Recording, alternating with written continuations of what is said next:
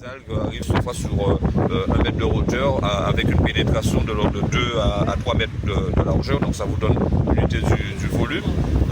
L'aide de l'État elle est précieuse, mais ce que je souhaite c'est qu'elle dure, puisqu'on ne sait pas pendant combien de temps. Donc cette première vague de 1,4 million ne me semble pas suffisant.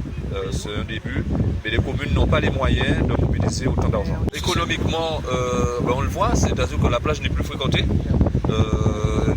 Donc les entreprises ferment parce que vous êtes gêné par les odeurs, vous êtes gêné aussi par lorsque vous allez vous baigner, il y a des démangeaisons. Donc vraiment les conséquences sont graves, ça a une incidence à la fois sur la faune et la flore. Ça se mélange et ça fait une espèce de sable nouveau, ça dégrade le sable. Donc quand on vient pour enlever, c'est d'énormes difficultés, donc on perd beaucoup sur un plan écologique avec ces algues sargasses. Ça n'a rien à voir avec ce qui est arrivé en Bretagne.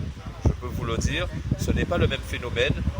C'est un peu comme la chlordécone, ça a tendance à s'installer et si on laisse s'installer, on perd beaucoup, on va perdre énormément sur notre biodiversité en Outre-mer et pour ma plage, pour ma commune de Goyave. Nous sommes de toute évidence face à un phénomène pérenne.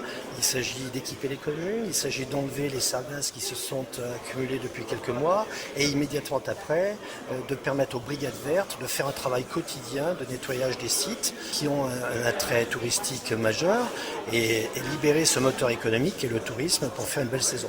Non, il fallait réfléchir, il fallait bien définir la stratégie et aujourd'hui on est tous ensemble en action pour lutter contre les sargasses de façon efficace. La question qui se pose derrière, c'est la valorisation en fait de ces algues qui sont ramassées. Voilà, donc si on entre dans un système pérenne, il faudra absolument trouver le moyen de transformer ce qui est aujourd'hui une forte contrainte en, pourquoi pas, une ressource pour l'archipel. Il ne faut pas perdre de vue que l'archipel de Guadeloupe, eh bien, il est au cœur de la Caraïbe et que toute la Caraïbe, une partie des États-Unis d'Amérique, une partie de l'Amérique latine sont concernés par les échouages de sargasses. Ce n'est pas un phénomène localisé.